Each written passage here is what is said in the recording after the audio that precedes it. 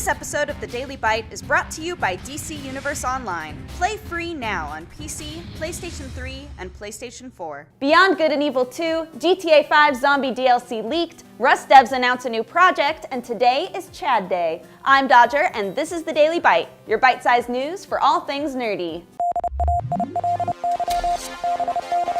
After years on the back burner, Ubisoft is finally admitting that, yes, we are getting a Beyond Good and Evil sequel, but only after creator Michel Ancel went off and founded his own studio. Ancel's power play pushed the publisher to commit to the sequel, and the publisher announced this morning that the team at Ubisoft Montpellier is definitely moving forward with the game. Ubisoft says that it's still too early to give any details, and all they could let on was that Ancel and his team are working on the core tenets of Beyond Good and Evil, and are aspiring to deliver a truly surprising, innovative, and exceptional game. Ancel will split his time between his new studio, Wild Sheep, and will remain on board at Ubisoft Montpellier to work on Beyond Good and Evil 2 and other projects. It's easy to get excited, but let's not forget, the initial teaser was released 6 years ago, and Ubisoft is definitely being coy about the whole situation. From the looks of it, we'll probably get a look at Wild Sheep Studios' first game before we'll ever get any more news on Beyond Good and Evil 2.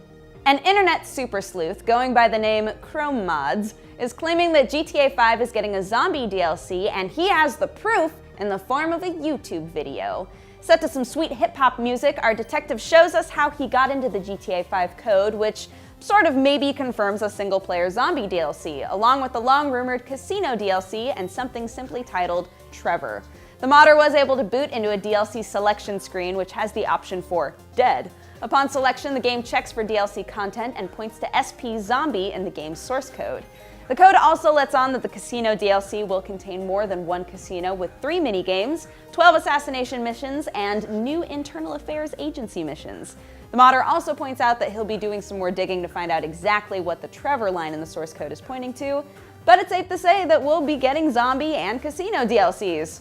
Or Rockstar can just give us online heists, like they promised. In the midst of revealing their second game, an arcade space shooter called REUPLOAD, the outfit behind Rust went ahead and unveiled a third project called Deuce, which they describe as tennis crossed with Street Fighter.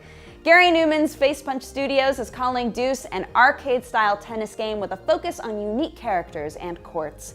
Characters will have special moves that can freeze opponents, or teleport balls mid-flight, or send them flying in a random direction. So, totally not Mario Tennis.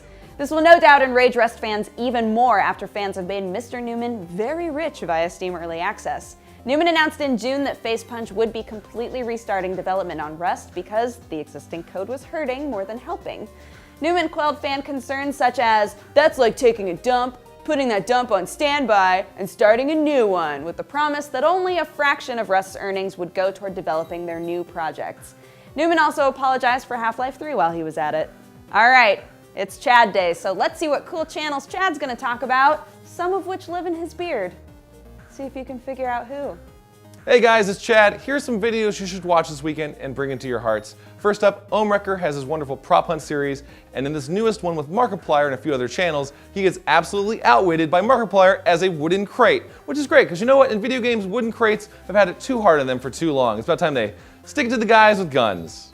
A new addition to the network, DaveControlLive, has an awesome show called Dave Control Super Show. He puts a lot of time and energy into it. You can tell it's like early JonTron or PBG. There's a lot of polish. He goes and does sketches. And he does a really wonderful retrospective recently on Secret of Mana and how it's influenced a bunch of games that came after it. Take a look.